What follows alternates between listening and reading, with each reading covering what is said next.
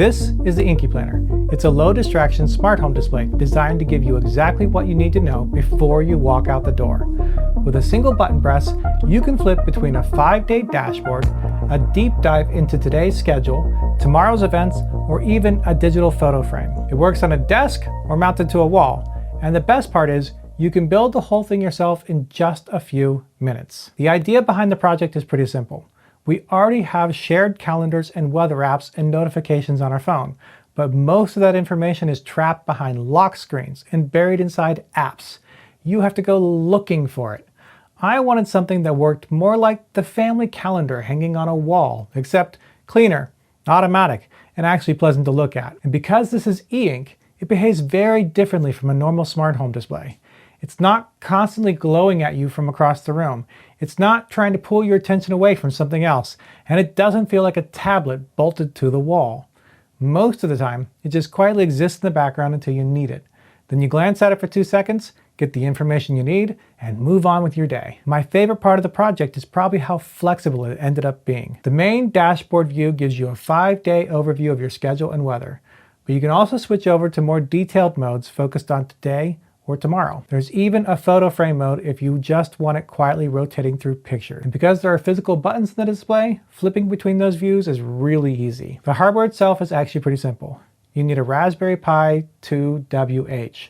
That's the kind with the little pins that come out the side. The Inky impression display, an SD card with Raspberry OS, a power supply, and this 3D printed case. Now, you'll notice I have a few versions of the 3D printed case, and that's because you have options. First, you can either 3D print a desk version or a wall mount version. But second, before you 3D print anything, you need to look at your Inky impression. Originally, Pi shipped these displays with buttons on the side, but those apparently broke in shipping frequently, so they recently updated to a new version that placed the buttons on the back. If you have a display with the buttons on the side, print this version with the cylinder buttons. If you have a display with the buttons on the back, print this version with this funky looking button set and this crossbar. Either way, putting everything together is pretty easy. Just insert the SD card into the Raspberry Pi, then connect the Pi to the display by pushing the pins into this little connector right here. Next, grab the front half of the case and slide the buttons into the holes from the inside. If you have the buttons on the back, you'll also slide this crossbar over those buttons to hold them in place. Then inset the display into the case.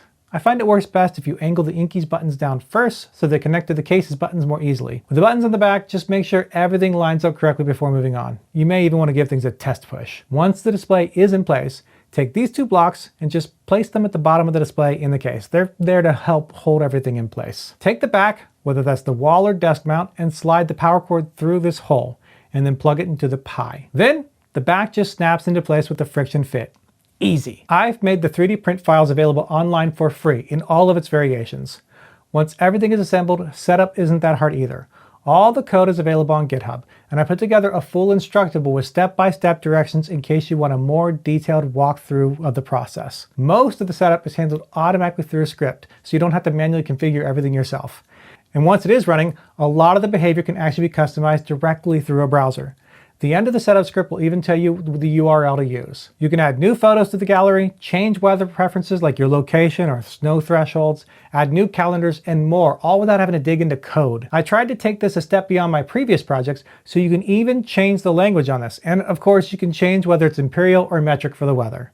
And speaking of my previous projects, if you've already built my kitchen clock, I actually have another video coming soon with some major updates to the project as well. I've added a new touchscreen option with new features that support that, and generally polished the whole thing quite a bit since the original video. So if you like that project, there's definitely more coming there too. And due to your request, I'm actively working on a round version of the kitchen clock idea as well. Instead of something mounted underneath a cabinet, it's a calm little desk clock that mixes weather information and ambient data into something that feels kind of nice and decorative. I'm still refining that project, but if it turns out the way I'm hoping, I think people are really going to like it. And if you build both the kitchen clock and the round clock, they're going to work together. For now though, I'm really happy with how this turned out. It solves a real problem in a way that feels simple and approachable. And honestly, it becomes one of those devices in my house that I stopped noticing until suddenly it isn't there. If you want to see more projects like this, or you want to follow along with the upcoming kitchen clock updates or the round clock project, make sure to subscribe. Thanks for watching, and until next time, bye!